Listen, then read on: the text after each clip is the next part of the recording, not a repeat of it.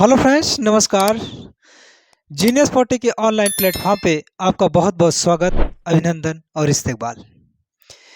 मित्रों, इस वीडियो में हम लोग वैदिक सभ्यता, एक ग्रामीण संस्कृति का भाग 2 का अध्ययन करेंगे।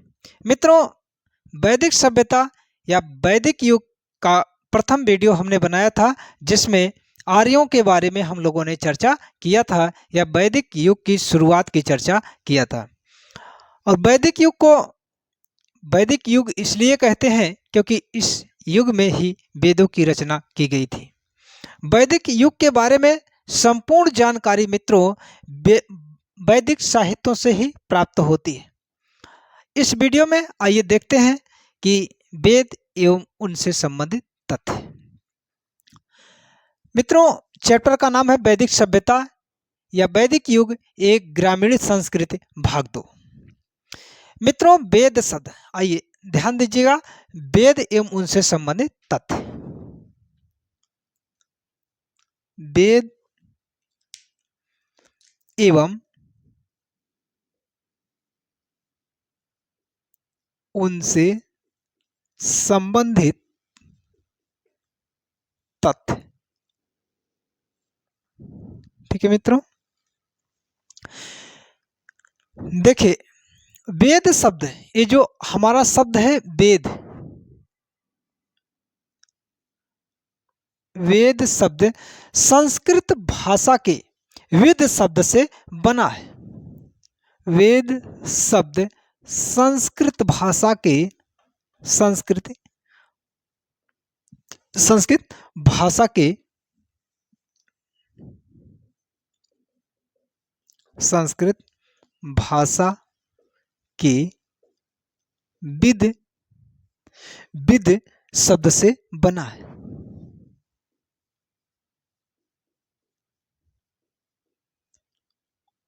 जिसका अर्थ होता है, जिसका अर्थ,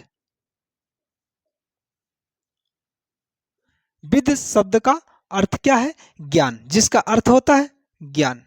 दूसरे शब्दों में सत्ता एवं लाभ भी होता है।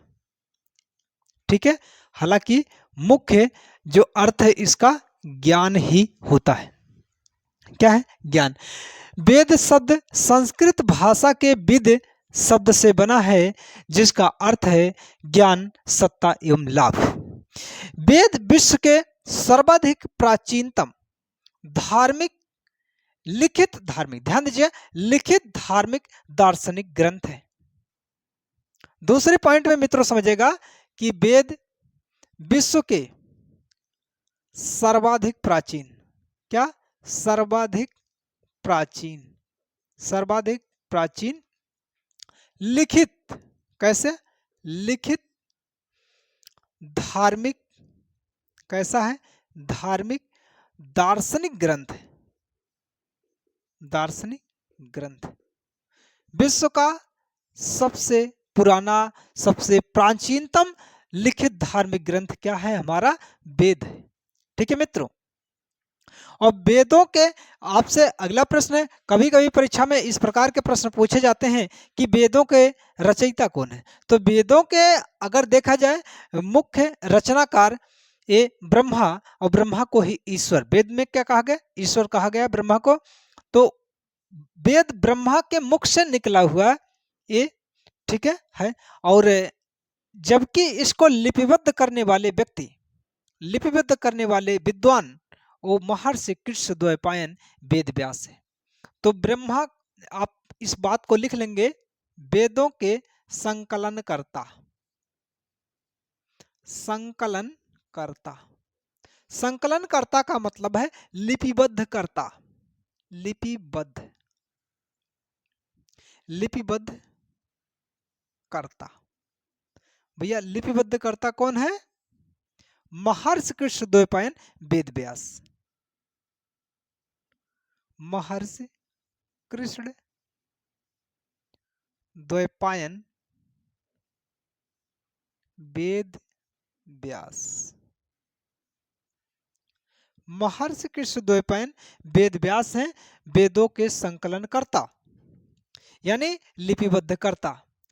अच्छा, वेदों को अगर वास्तविक रचनाकार, मैं नोट्स में इसको लिख देता हूँ, नोट में वास्तविक रचनाकार वेदों के कौन है? ब्रह्मा, क्योंकि ब्रह्मा के मुख से निकला हुआ है, तो ब्रह्मा या ईश्वर, ब्रह्मा या ईश्वर। महर्षि कृष्ण द्वैपायन वेद व्यास को मैं ब्रह्मा या ईश्वर नहीं वो कह रहा हूं, बल्कि मैं किसको कह रहा हूं कि वेदों के वास्तविक रचनाकार कौन है? ब्रह्मा या ईश्वर। ठीक है, नेक्स्ट पॉइंट में बात को हम समझेंगे कि इसे, या फिर ऐसा प्रश्न आपसे पूछ लिया जाता है, किसे अपौरुषेय कहा गया है? तो वैदिक सभ्यता में अपौरुषेय वेदों को कहा गया है, वेदों को अपौरुषेय भी कहा गया है। इसके अर्थ की भी चर्चा करेंगे। अपौरुषेय किसे कहा गया? वेदों को कहा गया, वेदों को कहा गया, वेद को, यानी पुरुष के द्वारा इसकी रचना नहीं की गई है, मात्र लिपिबद्ध किया गया है।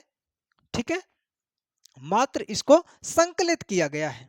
तो अपौरुषेय किसे कहा गया है? वेदों को कहा गया। मित्रों, नेक्स्ट पॉइंट ये समझते हैं कि वेदों की संख्या, वेदों की संख्या,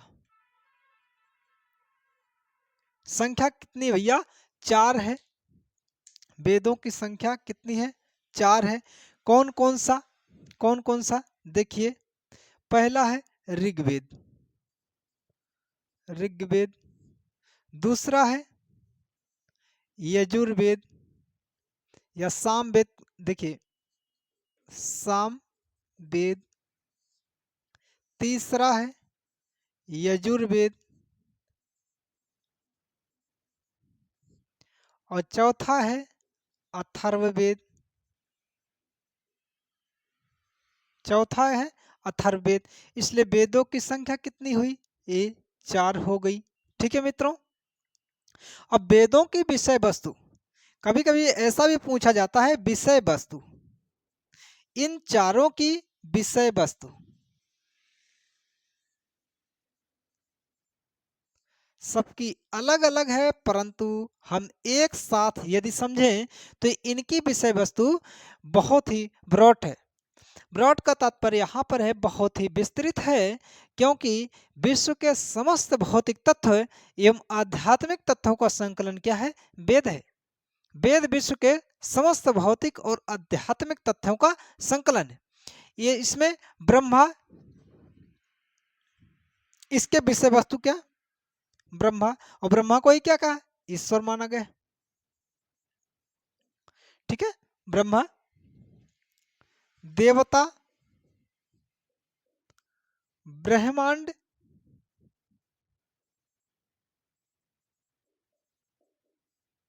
ब्रह्मांड, ज्योतिष, अध्यात्म,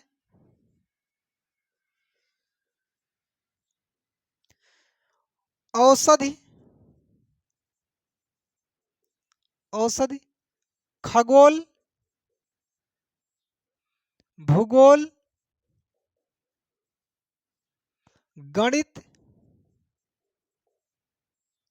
समुद्र शास्त्र, इसकी विषय वस्तु है सब। ठीक है मित्रों, धार्मिक नियम,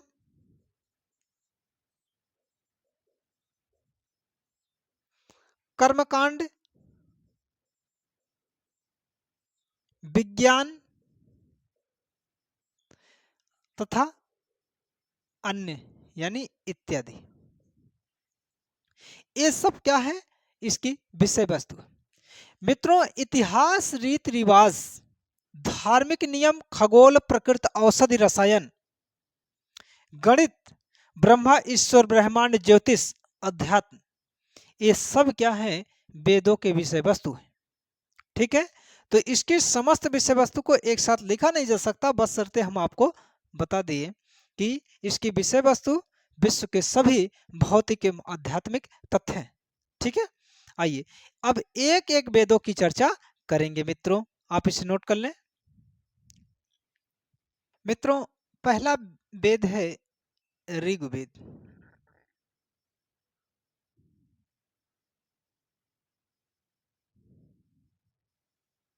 पहला वेद क्या है? ऋग्वेद, सबसे प्राचीनतम वेद है। तो इसे लिख देते हैं सबसे प्राचीनतम वेद।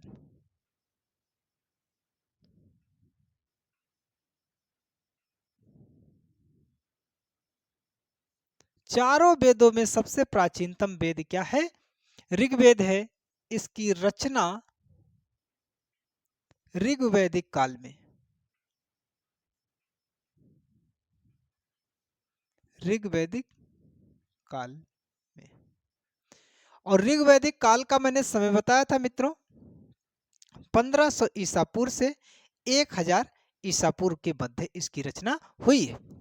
ठीक है मित्रों, इसमें यानी ऋग्वेद में विभिन्न देवताओं की स्तुति संबंधी मंत्रों का संग्रह है।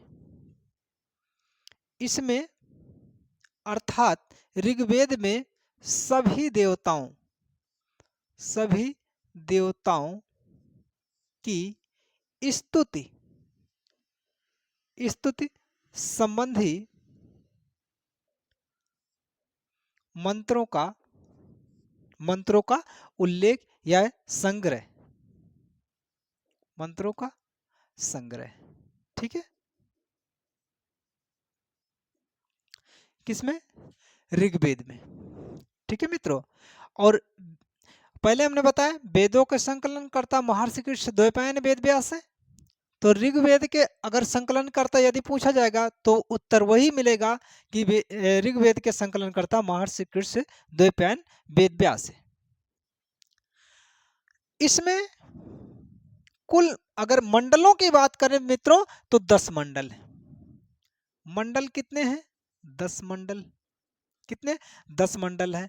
और मित्रों अगर सूक्त की चर्चा करें तो 1028 सूक्त हैं। सूक्त 1028 सूक्त है।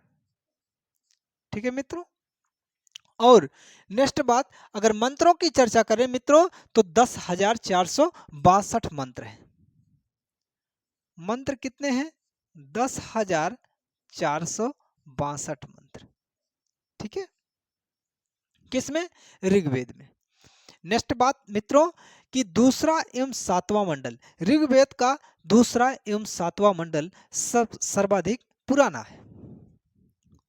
तो इस बात को यहां हम नोट करते हैं, दूसरा एवं सातवां मंडल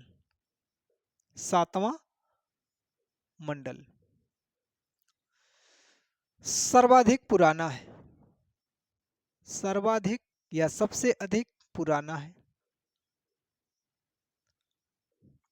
मित्रों दूसरा एवं सातवां मंडल को वंश मंडल कहा गया है।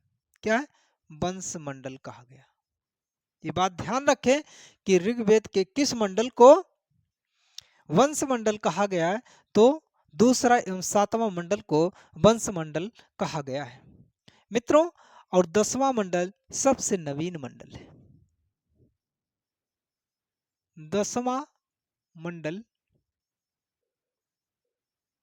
सबसे नवीन मंडल है, सबसे नवीन मंडल है, सबसे नवीन मंडल है। और ऋग्वेद का पाठ करने वाले पुरोहित को होत्र कहा जाता है। ठीक है, होत्र किसे कहते हैं? क्या कहते हैं? होत्र कहते हैं। किसको? पाठ करने वाले पुरोहित को, पाठ करने वाले पुरोहित को, पाठ करने वाले पुरोहित को क्या कहते हैं? होत्र कहा जाता है। ठीक है मित्रों, और ऋग्वेद का 9वां मंडल सोम को समर्पित है। किसको समर्पित है? सोम को।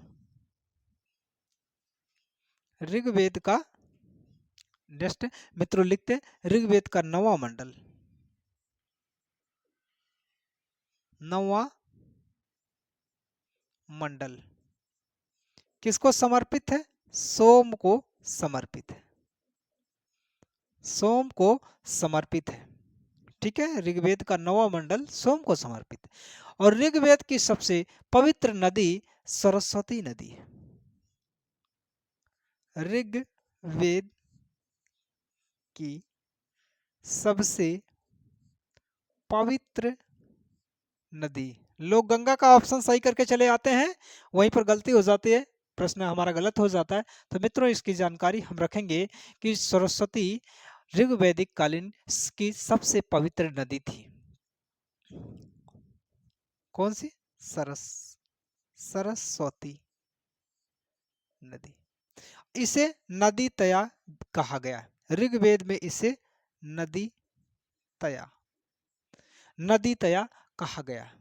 ठीक है मित्रों, ऋग्वेद में अगर उल्लेख की चर्चा करें, नदियों के उल्लेख की चर्चा करें, तो नदियों का उल्लेख यमुना नदी का जो उल्लेख है वो कितनी बार है? 3 बार है। ऋग्वेद में यमुना नदी का उल्लेख तो 3 बार, जबकि गंगा नदी का उल्लेख 1 बार।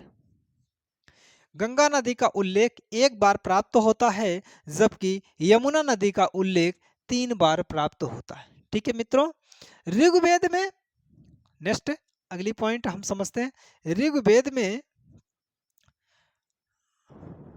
पुरुष देवताओं या पितृ देवताओं की प्रधानता है। ठीक है, और सर्वाधिक प्रिय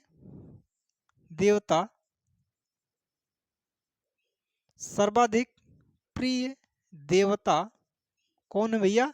इंद्र है।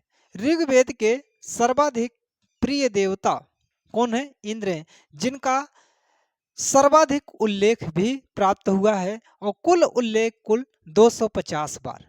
कितना? 250 बार। इंद्र का उल्लेख 250 बार। कितनी बार भैया? 250 बार इनका उल्लेख हुआ है।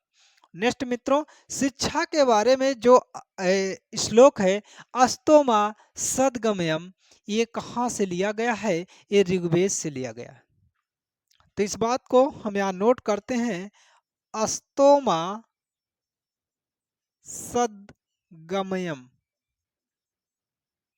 ये कहाँ से लिया गया है? हमारे ऋग्वेद से लिया गया। कहाँ से? ऋग्वेद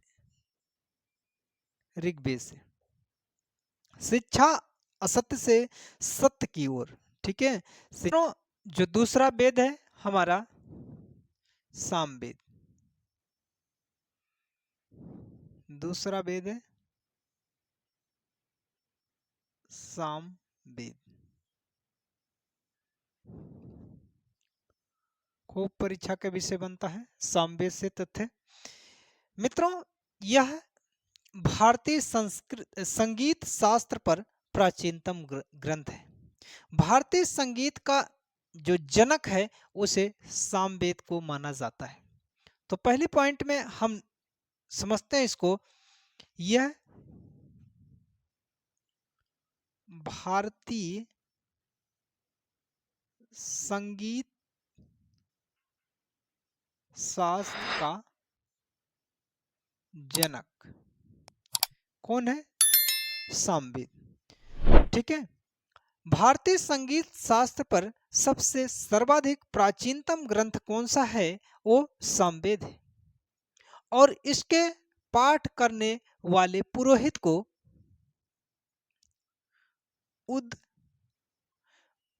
मित्रों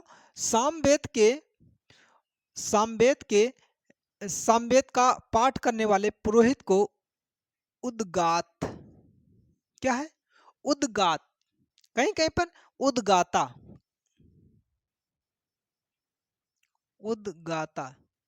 या उद्गात्र इस प्रकार से मिलता है। इसके पाठ करने वाले, ध्यान दीजिएगा, सामवेद का पाठ करने वाले पुरोहित को क्या कहते हैं? पुरोहित। इसके पुरोहित को क्या कहते हैं? उद्गात्र कहते हैं, या उद्गाता या उद्गात्र नाम से जाना जाता है। और साम का शाब्दिक अर्थ क्या होता है? गान होता है, क्योंकि सामवेद दो शब्दों से मिलकर बना है। साम प्लस वेद, और साम का अर्थ क्या होता है? गान होता है, गान होता है। ठीक है, गान को ही क्या कहा जाता है? गायन कहा जाता है। ठीक है मित्रों, सामवेद के प्रथम दृष्टा, सामवेद के प्रथम दृष्टा वेद व्यास के, ठीक है, वेद व्यास के शिष्य जैमिनी को माना जाता है। वेद व्यास के शिष्य मित्रों, वेद व्यास के शिष्य जैमिनी, कौन? जैमिनी को माना जाता है। वेद व्यास के शिष्य जैमिनी को माना जाता है। ठीक है मित्रों, नेक्स्ट है, अब हम देखते हैं सामवेद व अथर्ववेद के कोई अरण्यक नहीं। सामवेद, ध्यान दीजिए बच्चे, सामवेद एवं अथर्ववेद, अथर्ववेद के कोई अरण्यक नहीं है, कोई अरण्यक नहीं। मित्रों, अभी अरण्यक के बारे में चर्चा नहीं करेंगे, अरण्यक बाद में हम चर्चा करेंगे जब हम आपको उपवेद, उपनिषद, महाकाव्य, अरण्यक इत्यादि चीजें हम पढ़ाएंगे। ठीक है, नेक्स्ट, सामवेद का उपवेद क्या है? गंधर्व वेद है। क्या है? गंधर्व वेद। सामवेद का उपवेद, ये परीक्षा में प्रश्न पूछा जा चुका है यूपी ट्रिपल एससी में। ठीक है, सामवेद का उपवेद क्या है? तो सामवेद का उपवेद है गंधर्व वेद।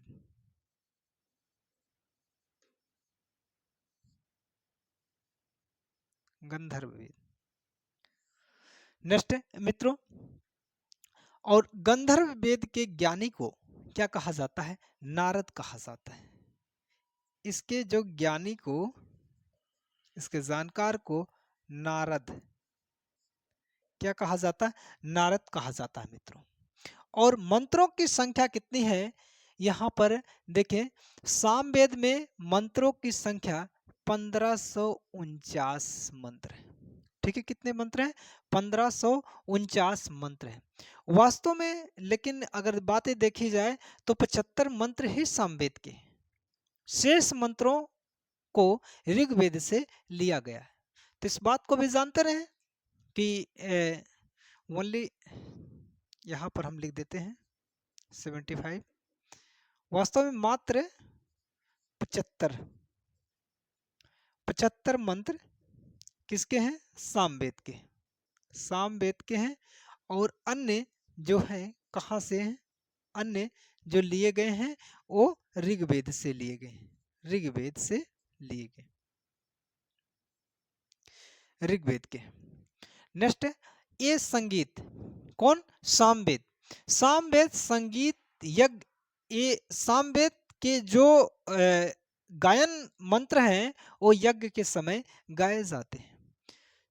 हमेशा कोई चीजें तो अच्छी नहीं लगती, ठीक है, जब ऋग्वेद का कार्यक्रम चल रहेगा तो ऋग्वेद की महत्वता रहेगी, परंतु जब यज्ञ वगैरह चलेंगे तो उसमें गायन की चीजें चलेंगी, और गायन के लिए क्या है? सामवेद का वहाँ महत्व होता है। ठीक है, तो यहाँ पर आप नोट कर लें या फिर वैसे जानते रहें कि संगीत के समय गाए जाने वाले जो गान हैं वो सामवेद से संबंधित रहेंगे। भारतीय संगीत का जो जन्म हुआ है वो भी सामवेद से ही हुआ है। भारतीय संगीत, इसको पॉइंट को नोट कर लें, भारतीय संगीत का जन्म सामवेद से हुआ, सामवेद से हुआ है। ठीक है, और ऐसा क्यों कहा जाता? ऐसा इसलिए कहा जाता है, सामवेद से ही सर्वप्रथम सप्त स्वरों की उत्पत्ति हुई है। अब सप्त स्वर क्या है? तो यहाँ पर आप जानते हैं सात, सप्त स्वर का मतलब सात स्वरों, सा, रे, गा, मा, पा, धा, नी, एक दो तीन चार पाँच छः सात, सारे गामा पा धा नी, ये जो हैं कहाँ से लिए गए हैं, इसकी जानकारी कहाँ से प्राप्त होती है, उस सामवेद से ही प्राप्त होती है। ठीक है, आइए नेक्स्ट आप इसे नोट कर लें और नेक्स्ट हम चलते हैं, अब हम यजुर्वेद देखते हैं। मित्रों तीसरा जो वेद है वो कौन सा, यजुर्वेद। तीसरा हमारा यजुर्वेद।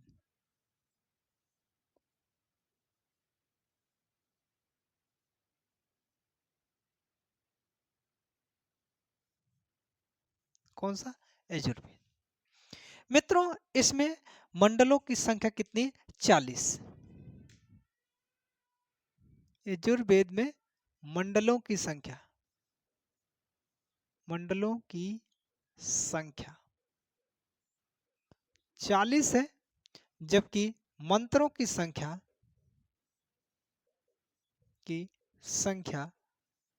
इसमें मूल मंत्रों की संख्या 1990 है। हालांकि समस्त मंत्रों की संख्या कितनी हो जाती है, लगभग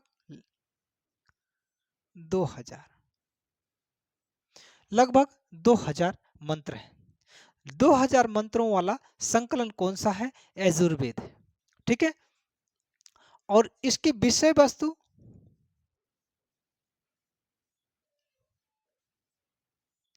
यज्ञ एवं कर्म कांड भास्कर।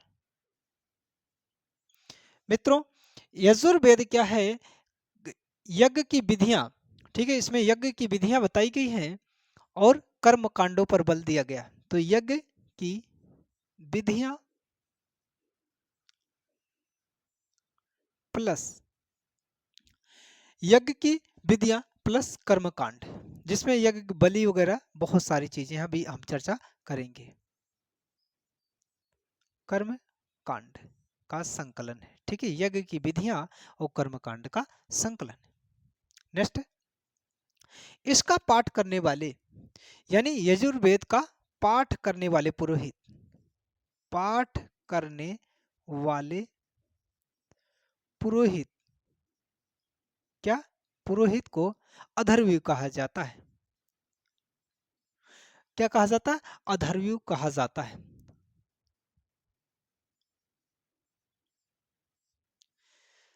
अधर्व्यू। नेक्स्ट, इसमें यज्ञ एवं यज्ञ बलि की विधियों का प्रतिपादन किया गया है। किसमें, हमारे यजुर्वेद में। इसमें यज्ञ एवं यज्ञ बलि, यज्ञ एवं यज्ञ बलि की विधियों का प्रतिपादन किया गया है, कि विधियों का प्रतिपादन किसमें, यजुर्वेद में। यजुर्वेद में यज्ञ एवं यज्ञ विधि, यज्ञ बलि की विधियों का प्रतिपादन किया गया है। ठीक है मित्रों, नेक्स्ट, यजुर्वेद से ही हमें हाथियों के पालन का, ठीक है, उल्लेख प्राप्त होता है। इसमें यानी यजुर्वेद में, इसमें हाथियों, क्या, हाथियों, हाथियों के पालन का उल्लेख, उल्लेख प्राप्त होता है। जैसे ऋग्वेद में गाय, क्या थी, गाय के पालन का उल्लेख मिलता था, वैसे ही यजुर्वेद में हाथियों के पालने का उल्लेख भी प्राप्त होता है। यजुर्वेद में ही सर्वप्रथम राजसूय यज्ञ एवं वाजपेय यज्ञ का उल्लेख प्राप्त हुआ है। इसमें ही सर्वप्रथम राजसूय यज्ञ एवं वाजपेयी यज्ञ, वाजपेयी यज्ञ का उल्लेख प्राप्त होता है। राजसूय यज्ञ एवं वाजपेयी यज्ञ का उल्लेख मिलता है। ठीक है मित्रों, किसमें? हमारे यजुर्वेद में। नेक्स्ट, यजुर्वेद एकमात्र ऐसा वेद है जो गद्य एवं पद्य, ठीक है, गद्य एवं पद्य दोनों में प्राप्त होता है। इसका संकलन, ठीक है, संकलन गद्य प्लस पद्य दोनों में प्राप्त होता है। ठीक है, और एक बात यहां पर जानते रहिए, जो देखिए जो संकलन है वो गद्य एवं पद्य में है, और इसलिए इसका विभाजन भी होता है, विभाजन। ठीक है, इसका विभाजन दो भागों में है। एक कृष्ण यजुर्वेद है। कैसा? कृष्ण यजुर्वेद है।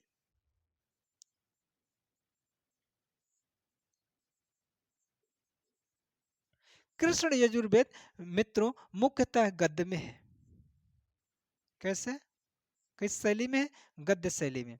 और दूसरा कौन सा है?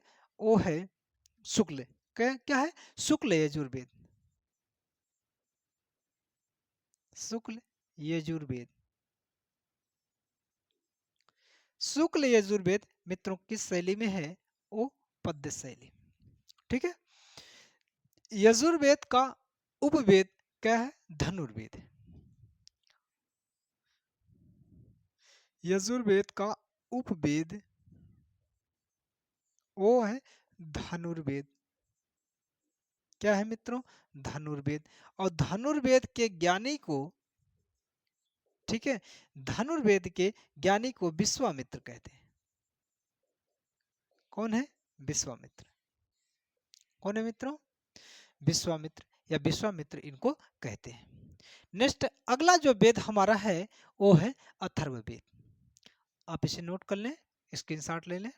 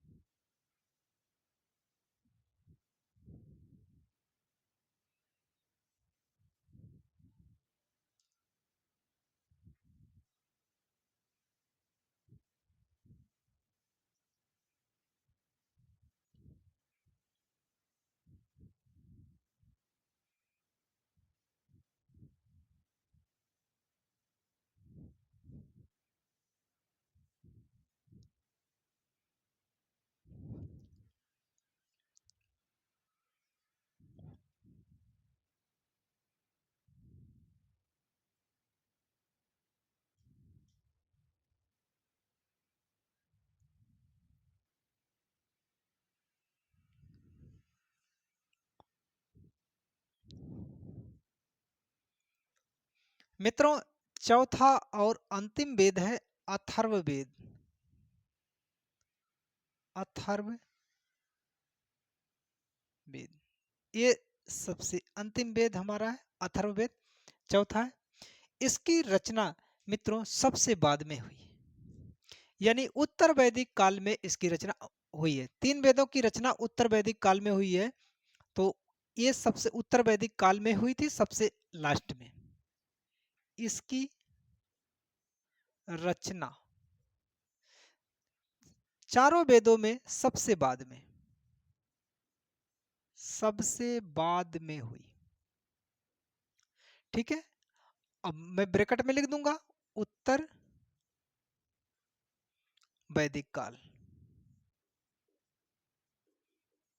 उत्तर वैदिक काल में इसकी रचना हुई है। ठीक है मित्रों, अगर इसमें सूक्त की चर्चा करें तो 731 सूक्त है।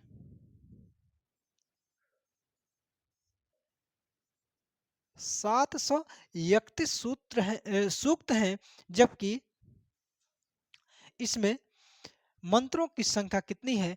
5849 है। 5849 मंत्र, ठीक है। 5849 मंत्र हैं अथर्ववेद में। अथर्ववेद का जो संबंध है, संबंध या विषय वस्तु, वो क्या है? जादू टोना, जादू टोना, वशीकरण,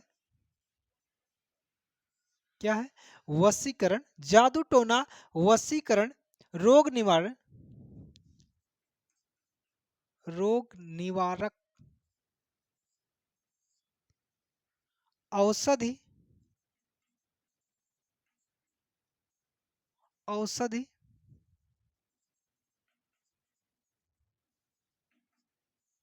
शास्त्र से संबंधित है, से संबंधित है। जादू टोना, वशीकरण, रोग निवारक, औषधि शास्त्र से संबंधित कौन है? अथर्ववेद है। ठीक है मित्रों, इसी वेद में यानी अथर्ववेद में ही, ठीक है, हमारे मगध, अंग एवं राजा परीक्षित के बारे में उल्लेख प्राप्त होता है।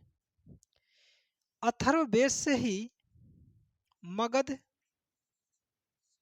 महाजनपद, अंग एवं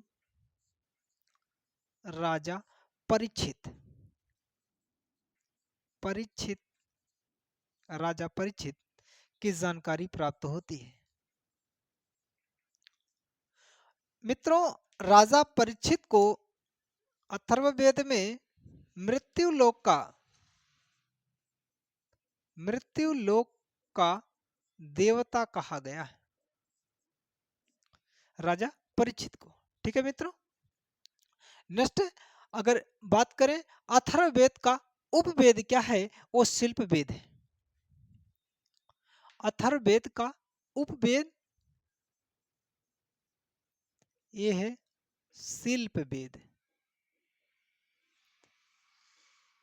शिल्प वेद है। ठीक है, कभी कभी ऐसा परीक्षा में प्रश्न पूछ लिया जाता है कि अथर्ववेद का उपवेद क्या है, तो आपका उत्तर क्या आना चाहिए?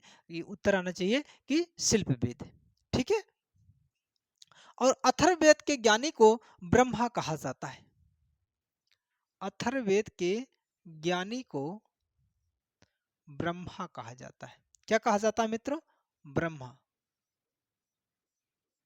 ब्रह्मा कहा जाता है।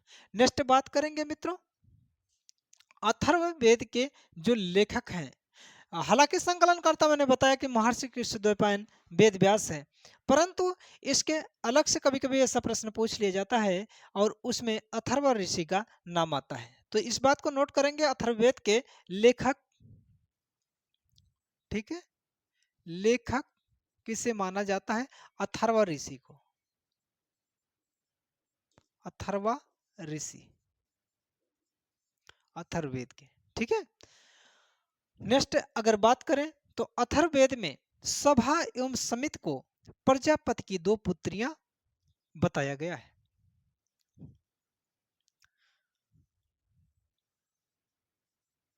अथर्ववेद में सभा एवं समिति, सभा एवं समिति को प्रजापति की दो पुत्रियां बताया गया है। प्रजापति की दो पुत्रियां बताया गया है। ठीक है मित्रों, आज के वीडियो में बस इतना ही अथर्ववेद तक। देखिए एक बार शॉर्ट रिव्यू देख लें अथर्ववेद का। मैंने बताया अथर्ववेद का उपवेद क्या है? शिल्प वेद है। अथर्ववेद की रचना सबसे बाद में उत्तर वैदिक काल में, और जिसमें देखिए सूक्तों की संख्या कितनी है? 731 सूक्त हैं, जबकि मंत्रों की संख्या 5849 मंत्र हैं, जिसका संबंध या विषय वस्तु जादू टोना, वशीकरण, रोग निवारक, औषधि शास्त्र से संबंधित है। और अथर्ववेद में ही मगध महाजनपद अंग एवं राजा परीक्षित की जानकारी प्राप्त होती है। और अथर्ववेद के ज्ञानी को ब्रह्मा कहते हैं, जिसके लेखक कौन है? अथर्व ऋषि। मित्रों, राजा परीक्षित को मित्रलोक का मृत्युलोक का देवता भी बताया गया है। अथर्ववेद में सभा एवं समित को प्रजापति की दो पुत्रियां बताया गया है। ठीक है मित्रों, आज के वीडियो में बस इतना है। नेक्स्ट वीडियो में हम बात करेंगे वैदिक सभ्यता के अंतर्गत ही अगले पार्ट में हम बात करेंगे उपवेद, वेदांग, पुराण, उपनिषद, महाकाव्य, आरण्यक इत्यादि की चर्चा हम करेंगे। ठीक है मित्रों, यदि वीडियो पसंद आई तो वीडियो को आप लाइक करें, शेयर करें और कमेंट करें। ठीक है, और यदि हमारे चैनल को सब्सक्राइब नहीं किए हैं तो जीनियस 40 चैनल को जरूर सब्सक्राइब करें। मिलते हैं कल एक दूसरे वीडियो में, तब तक के लिए धन्यवाद, नमस्कार।